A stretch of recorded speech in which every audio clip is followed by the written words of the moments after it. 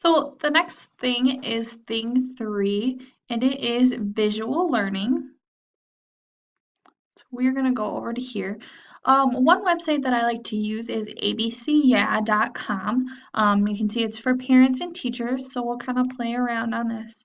For a little bit, you can see that there's grades 1 through K through 5.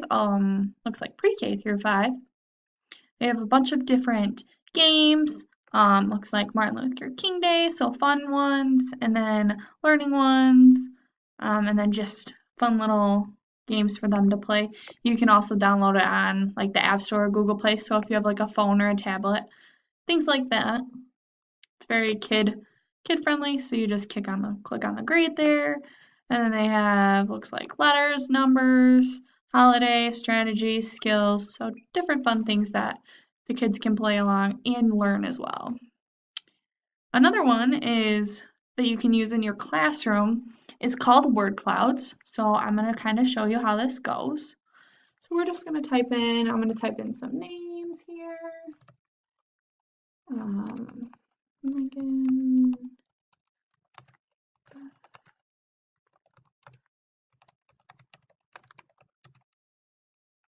So we'll just type in some names, hit apply. So you can here change the shape, the colors, the font, different things like that.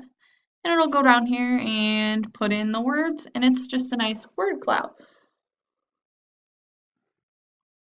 Wordle is another one that we can use.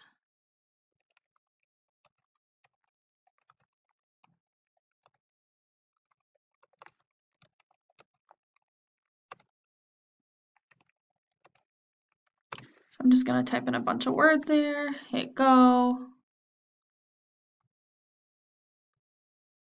Oh, okay, this one's not working right now, but usually it'll create a word and it'll be similar to this thing right there. I'm not sure why that one's not working. It was just working a minute ago, but so it'll do something like this. And these are really nice because you can use them in your lesson plan. Typically, they'll put up some lesson plan words. If you post it on the board before class, it'll kind of get kids' brains to start working and thinking and give them a heads up on what we're going to be learning for today or through the week, the month, the year, etc. Another thing to do is mind mapping. So Poplet is a good one. You can get the app, log in. So here's are some examples. They're concept maps that you can do. So you can use them for school. So in the classroom at home, they use them for learning. They're used as a mind map. They can capture facts, thoughts, images, and create the relationships between them. So the little mind maps. You can also use them for work. So you can use Poplet to generate ideas, plan projects, the brainstorm, sometimes helps them with the big idea. So there's different ways. You can also use it on the iPad and the web, which really is helpful. So here's kind of a little example there.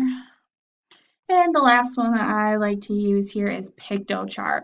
Piktochart's really nice because you can create these infographics here.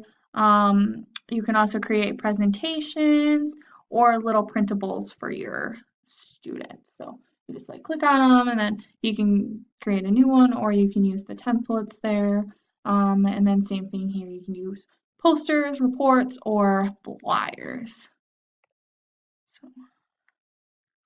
And that is the end of our thing 3.